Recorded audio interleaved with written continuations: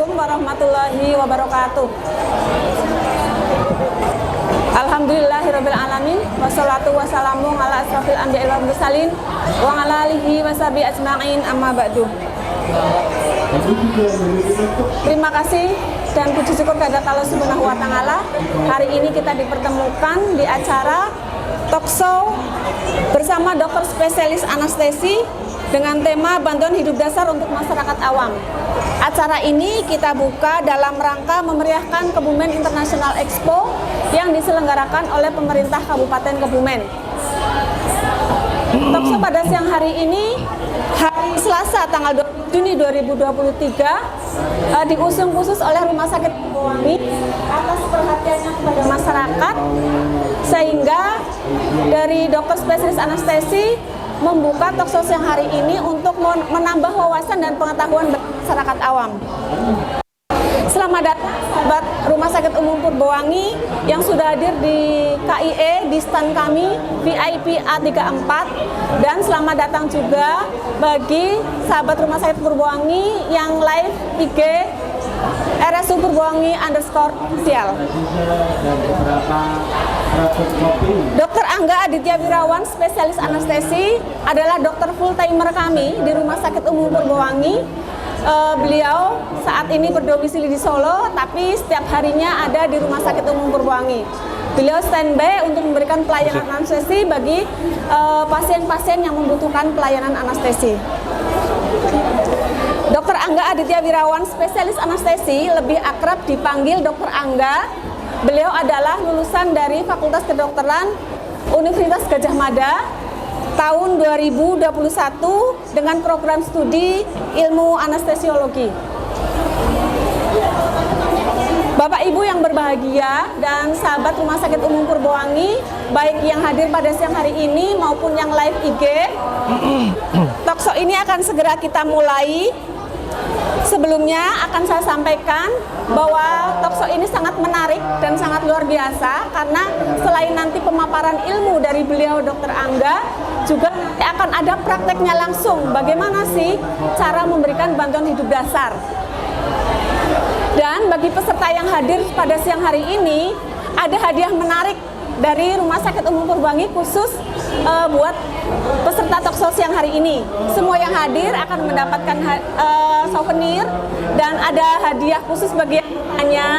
Kemudian nanti ada hadiah spesial. Satu orang yang terpilih akan mendapatkan hadiah spesial dari Rumah Sakit Umum Purbowangi yang disponsori oleh Haina. Baik, telah hadir saat ini bersama kita Dr. Angga Aditya Wirawan, spesialis anestesi. Selamat sore, Dok. Selamat sore, Bu Tuti. Dan untuk semuanya. Ya. Selanjutnya, marilah kita sambut Dr. Angga dalam memaparkan tentang bantuan hidup dasar untuk masyarakat awam. Silahkan, Dok. Ya, terima kasih, Bu Tuti. Assalamualaikum warahmatullahi wabarakatuh. Waalaikumsalam ya, izin perkenalkan kembali, saya Angga. Saya bekerja di RS Purbowangi sebagai dokter spesialis anestesiologi. Untuk kesempatan kali ini saya akan membawakan tentang bantuan hidup dasar untuk masyarakat awam. Untuk materinya bisa sambil dilihat di monitor sini. Ya, jadi bantuan hidup dasar ini sendiri kapan sih dilakukannya? Yaitu ketika ada kegawatan medis. Siapapun, kapanpun dan dimanapun, baik itu misalnya di kantor atau di lapangan sepak bola atau dimanapun, bisa terjadi di mana saja. Bantuan hidup dasar ini bagian dari rantai rantai kehidupan. Dia bagiannya ada di sini. Oh enggak, ini ya. Jadi yang bagian yang akan kita bahas pada siang hari ini adalah di bagian resusitasi jantung paru yang berkualitas tinggi. Ini bantuan hidup dasar, ya. Jadi kita harus pengenalan dini. Misalnya ada kerabat kita atau orang asing tiba-tiba jatuh, kita harus segera mengenal bahwa oh ini pasien terjadi henti jantung, mendadak tidak sadar, mendadak tidak merespon, dipanggil-panggil gitu. Jadi ini kan kayak kita sering lihat kalau di di media sosial atau di berita-berita, seperti misalnya lagi sholat tahu-tahu jatuh, lagi jalan tahu-tahu jatuh, lagi olahraga tahu-tahu jatuh gitu. Nah ini di sini salah satu tujuannya adalah supaya kita tidak bingung ketika terjadi hal-hal seperti itu. Ya, kan kita sering lihat ya di berita-berita kayak pernah ada atlet bulu tangkis ya, almarhum, terus ada juga yang lain-lain ketika sholat tahu-tahu tidak sadar gitu ya. Jadi supaya kita tahu apa yang harus segera dilakukan pada kondisi seperti itu misalnya ya. Jadi kaget pasti, tapi setidaknya kita tahu apa yang harus kita lakukan pertama kali saat menemukan hal seperti itu. Jadi henti jantung adalah hilangnya fungsi jantung secara tiba-tiba, pompa jantungnya tidak efektif, dan mungkin juga terjadi gangguan listrik pada jantung. Nah, resusitasi jantung paru ini sendiri adalah bantuan peredaran darah dan napas sebelum datang bantuan ahli. Jadi dilakukan oleh bapak-bapak, ibu-ibu, non medis yang tidak bekerja di lingkungan rumah sakit seperti itu.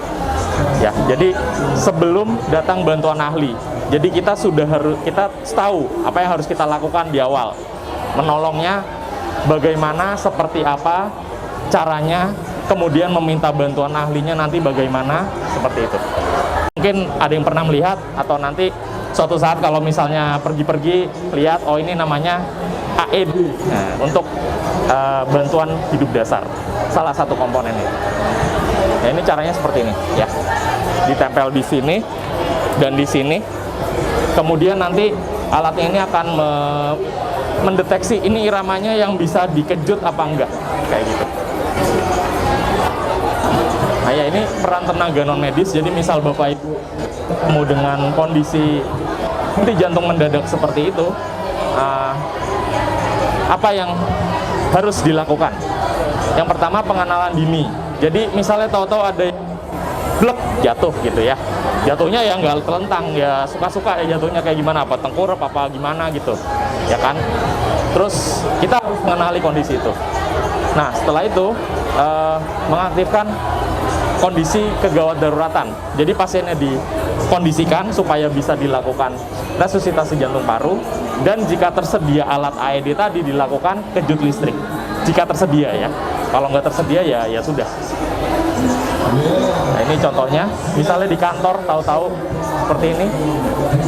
Yang paling penting pertama adalah pastikan lingkungannya aman. Jadi ketika kita menemukan seseorang mendadak jatuh, tapi misalnya di tengah jalan atau di pinggir jalan yang agak ke tengah gitu, itu kan nggak aman untuk kita yang menolong, baik untuk korban yang akan ditolong. Itu sama-sama tidak aman. Jadi pastikan lingkungan aman. Jadi misalnya agak di tengah jalan ya dipinggirin dulu. Misalnya dekat area kebakaran ya dijauhin dulu dari area yang kebakaran seperti itu. Pokoknya harus aman dulu untuk penolong baik dan yang ditolong. Kemudian setelah memastikan lingkungan, kita mengecek respons dari korban. Ini tinggal ya kayak kita bangunin tidur biasa aja. Pak, bu, seperti itu. Ditepuk-tepuk aja gitu. Kayak gini, ditepuk, dipanggil, atau mungkin mensewa agak ditekan dadanya sini. Kayak gitu. Kemudian panggil bantuan. Misalnya kita di situ sendiri, segera cari bantuan. Cari bantuan misalnya di situ kan nanti ada tolong bantu panggilkan ambulan ke rumah sakit terdekat. Kemudian cek napasnya. Ngecek napasnya ini sendiri kan bisa dengan cara melihat pengembangan dada dan perut, kemudian bisa dirasakan hembusan napasnya di pipi seperti itu. Jika korban atau pasiennya tidak merespon dan tidak bernapas, berarti korban mengalami henti jantung. Panggil bantuan medis ya. Panggil bantuan medis dari rumah sakit atau FKTP atau fasilitas kesehatan tingkat pertama terdekat, misalnya puskesmas atau klinik. Ya, kan berarti bantuan profesional ya, bantuan medis. Tapi kita tetap harus melakukan pertolongan pertama dulu di lokasi. Ini RJP resusitasi jantung paru dengan 30 kali menekan dada. Ya. Jadi ada yang bisa dihitung nggak, Bu? Oh, iya. Sambil diperagakan. Mungkin ada. Mohon bantuan panitia, ada yang bisa dijadikan Nggak cuma pasien buat pura-pura. pasien pura-pura. Jadi biar action langsung ya. Ya, Bapak misalnya Ibu melihat bawah, bagaimana coba. cara memberikan misalnya bantuan hidup dasar seperti ini. Jadi kepada pasien yang tiba-tiba pingsan. Jadi diposisikan seperti ini. Misalnya awalnya kan telungkup atau gimana. Nah, diposisikan seperti ini, terlentang dan di area yang aman. Nah, kemudian kompresi dadanya itu seperti ini. Maaf ya, Pak. Jadi posisinya di tengah-tengah sini. Kemudian seperti ini. Nah, untuk menekannya itu kita jangan begini. Bukan begini. Karena ini jadi nggak efektif. Tidak efektif. Jadi kita menekannya begini. Jadi di sini menekannya begini. Dijatuhkan. Ininya dijatuhkan. Jadi menjatuhkan berat badan supaya tekanannya efektif. Enggak, bukan neken-neken pakai ini kan kurang kuat ya. Gini, ya. Itu kemudian bantuan pernapasan. Nah, ini kalau untuk anak-anak satu tangan seperti ini. Sama prinsipnya dijatuhkan.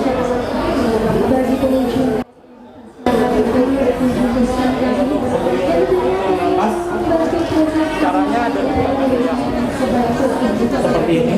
Oke. Kayak gini. Ini nih sebenarnya udah tutup sakit ya di sini. Jadi kalau memang pas orang sadar itu akan bangun. Cukup sakit begini. Atau seperti ini. Jadi ini untuk membuka jalan nafas itu aja udah lumayan sangat membantu dibandingkan dibiarkan posisinya terlentang terus udahnya jatuh, itu berbahaya sekali. Jadi pasien nggak ada udara yang masuk, nggak ada oksigen yang masuk, dan kayak tercekik ya, kalau tidak ini loh, ini teknik bantuan nafasnya. Bisa dengan atau tidak dengan alat.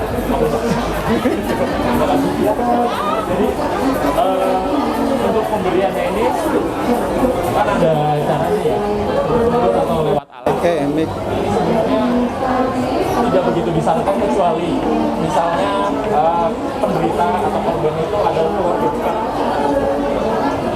Karena ada kita waspada napas dan pemberian napasnya harus tidak boleh cepat dan berlebihan. Dilanjutkan sampai datang bantuan medis profesional. Ketika sudah datang, ya udah dibawa. Ini posisi recovery. Jadi setelah dilakukan itu, nanti dimiringkan. Ini langkah-langkahnya. Jadi kan dari tiduran, kemudian lengannya disinikan, kemudian Mau praktek juga Dokter Angga? Silakan Pak Toto. Posisi recovery. Jadi kalau pasien sudah bernafas, supaya nafasnya tetap bagus di recovery, begitu ya dokter? Sebenarnya lebih supaya kan pasien kondisinya belum sadar penuh ya, belum sadar penuh. Itu kan risiko kita nggak tahu korbannya bisa makan apa, sebanyak apa, isi perutnya kayak gimana ya. Jadi bisa aja kalau misalnya posisinya masih terlentang, itu dia rentan untuk jadi tersedak, nambah masalah baru. Nah kalau tersedak itu kan jadi sama kayak kecekek, nggak bisa nafas. Makanya diposisikan begini supaya kalau misalnya ada isi perut yang keluar itu akan keluar ke samping. Ya. Ini kan karena kayak gaya gravitasi gitu. Yang penting posisi utamanya miring. Maksudnya kalau misalkan nggak kepikiran persis seperti ini, yang terpenting setelah ditolak kita memiringkan pasien. Itu kalau bantuan medis belum datang. Tapi kalau kondisi datang, nanti dari serahkan saja. Silakan Bapak Ibu kalau ada yang mau didiskusikan. Alhamdulillah, tepuk tangan untuk Dokter Angga. Masya Allah, luar biasa ya Bapak Ibu, sahabat Rumah Sakit Purbawangi. Bagaimana ilmunya? Luar biasa ya. Ya, jadi tadi yang sudah disampaikan Dokter Angga, bagaimana kita ketika menemukan orang dengan henti nafas, henti jantung, bisa membantu untuk penanganan awal sebelum tim medis datang. Nah, di sesi ini akan kami buka untuk tanya jawab dan diskusi. Silahkan dari Bapak Ibu peserta yang hadir di KIE yang mau menanyakan, silahkan. Bagi yang bertanya ada hadiah menarik, silahkan. Bapak, boleh. Assalamualaikum warahmatullahi wabarakatuh. Waalaikumsalam. Nama saya Sistiardi. Sering disebut cuma Pak Sis gitu aja. Dari Purworejo. Masya Allah, dari keluarga tangan untuk Pak Sis. Saya kebetulan, ya maaf ya, juga anggota Orari. Oh, keren Pak. Dan juga sampai saat ini saya juga masih kayaknya ya, masih direkrut sebagai relawan dari BPBD. Sehingga kalau ada kegiatan, saya sering ya kami perhatikan karena kegiatan ini yang saya ya maaf, dari hati kami itu memang kok terjunnya seperti itu ya. Padahal banyak rekan-rekan saya yang terus kok masih sempat-sempatnya. Nah gini aja, kemarin itu kami saya kalau mungkin agak sedikit bukan yang ini ya, yang kami tanyakan ini pengalaman. Kemarin itu pas kami ada kegiatan event di Orari Sejawa Tengah, itu ada rekan itu jatuhnya karena gini Pak, sudah persiapan mau selesai pelaksanaan event itu, dan darinya anak rekan saya itu duduk, kemudian berdiri. Nah setelah berdiri itu temannya itu mengambil kursi di belakangnya untuk duduk tadi. Nah waktu itu teman saya yang jatuh langsung kan jatuhnya kena sini ya. Nah saya langsung mau apa ya langsung menolong refleks saya begitu ya. Mana ada rekan-rekan lain proses kalau model seperti itu jangan langsung diangkat olehnya tujuan sejenak. Nah ini saya ada narasumber Pak Dokter dan menurut saya hari ini kebetulan sekali orang banyak ya. Pak Angga, Pak Turun, kami mohon untuk penjelasannya Pak Dokter, Pak Turun. Terima kasih Pak.